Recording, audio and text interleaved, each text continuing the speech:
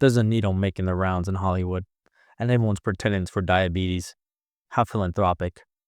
I'm Winston Eves, and tonight from my library, where even the shadows have given up trying to escape, we're discussing America's newest religion, a pharmaceutical starvation with a prescription pad.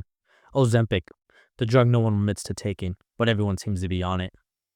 You see, Ozempic was designed for diabetics, people whose pancreas staged a walkout, a legitimate medical intervention. But then someone in Beverly Hills discovered it had a side effect: weight loss. And suddenly every C-list actress who hadn't booked a role since 2019 found themselves deeply concerned about their blood sugar levels. Fascinating how concern for one's health always seems to peak right before pilot season. Ariana Grande went from pop star to paperweight in 6 months. When people started asking questions, she made a video, asked everyone to stop commenting on her body. Fair enough. Then she says it's the healthiest she's ever been. The healthiest. While looking like a strong breeze would relocate her to Kansas. But sure, it's definitely the Pilates. These celebrities vanish for 3 months. They return 20, 30, 40 pounds lighter. And when asked, they credit intermittent fasting, drinking more water, and listening to my body. The miracle cure is water, apparently. I'm surprised they haven't bottled it up and sold it for $40 at Erewhon. One actress claimed she lost 60 pounds by listening to her body. Her body apparently whispered, "Inject yourself weekly with a medication that paralyzes your digestive system." What a chatty body. Cynthia Erivo shows up to the wicked press looking like she took defying gravity too literally. She credits hard work and dedication. I don't doubt the dedication.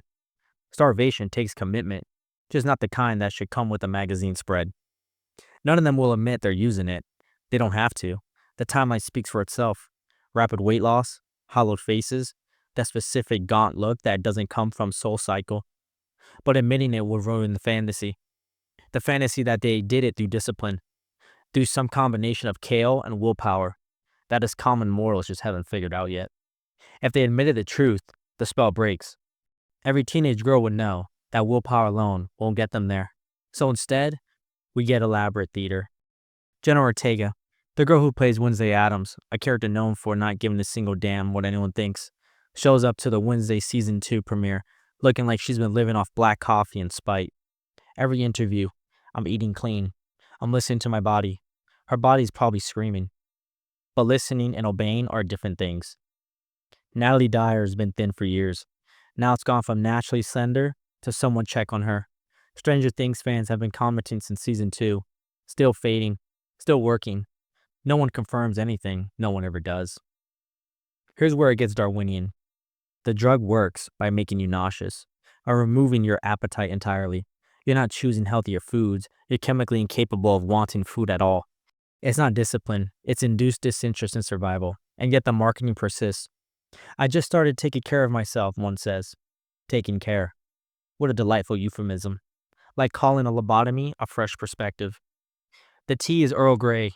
The irony is free. Now let's address the elephant in the room, or rather, the absence of elephants. The skeletal ghosts haunting every Instagram feed. Body dysmorphia isn't new. Anorexia isn't new. What's new is we've given it a prescription and a PR team. We've medicalized the disorder and called it wellness. There are girls, women, teenagers, children, really, who look at these celebrities and think that's health, that's beauty, and that's control. They don't see the nausea, the muscle loss, the hair falling out in the shower. They see the red carpet, the magazine cover, and the validation, and they want it. So they stop eating, or they beg their doctors for the needle. And when their bodies begin to devour themselves, because that's what starvation is, a slow motion autopsy, they tell themselves it's discipline, it's self-improvement, and it's neither. It's just acceptable self-destruction with better lighting. I've read the forums, the subreddits, the comment sections where teenage girls compare their daily calorie counts like it's trading cards. "I had 400 today. I had 300. I had a coffee and a rice cake." Congratulations. You're dying slowly enough that no one's even intervened yet. The celebrities aren't villains. They're just participants. Carriers of a plague they didn't start, but are gleefully spreading. Every after photo is a new infection vector. Every red carpet appearance a sermon. The church of thinness has been around for decades. Ozempic just gave it a new sacrament. Here's what no one is saying. You're not supposed to be that thin. Not naturally. Not sustainably. Not without consequence. The human body is designed to store fat. It's survival. It's evolution. Your ancestors lived through famines because they could hold on to energy. But now we've decided that evolutionary advantage is unsexy. So we fight it, when we starve it, and we inject it into submission, and we call it empowerment. How empowering to need a needle to feel worthy of existing in your own skin. When a celebrity loses weight rapidly, we don't ask questions. We congratulate them. You look amazing, we say. What's your secret? As if we don't know. As if the hollowness in their cheeks and the brittleness in their smile isn't an answer enough. We're all participating in a shared delusion, a collective agreement to ignore what's really happening in exchange for aesthetic pleasure, envy, and the comfort of knowing someone else is suffering more than we are. Humanity's favorite pastime is weaponizing admiration. There's a Victorian practice I've always found poetically grotesque: tight lacing. Women would cinch their corsets so tightly their ribs would actually deform. Some fainted regularly, some damaged their organs permanently. But they look spectacular in an evening gown. We look back now and we think, how barbaric, how sad. And yet here we are, different century, same suffocation, just injectable. The truth about Ozempic, about any weight loss drug, really, is that it doesn't fix what's broken.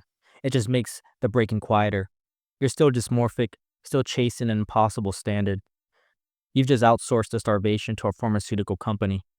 And the girls watching, the ones already skipping meals, already purging, already convinced their worth is measured in negative space, they see it working. That's the real horror. Not the drug itself. Not even the celebrities using it. It's that it works. And in a world that rewards thinness above sanity, working is all that matters. I want to be clear. I don't care what you do with your body. Truly, inject yourself with whatever you like. Pursue whatever form you think will finally make you happy. But don't pretend it's health. Don't call it wellness when it's just aestheticized illness. Don't perform concern for young girls while promoting the very thing that's killing them. And for God's sake, don't call it listening to your body when you've chemically silenced it. The Ozempic epidemic, and yes, it's an epidemic, won't end with regulation. It won't end with awareness campaigns or celebrity confessions. It'll end when they stop rewarding women for disappearing. Until then, the needles keep coming, the bodies keep shrinking, and the applause keeps echoing. And somewhere a teenage girl will look in the mirror, see her ribs showing through her shirt, and think, almost, almost. Because there's always one more pound, one more injection, one more compliment away from enough. But enough doesn't exist in this particular religion.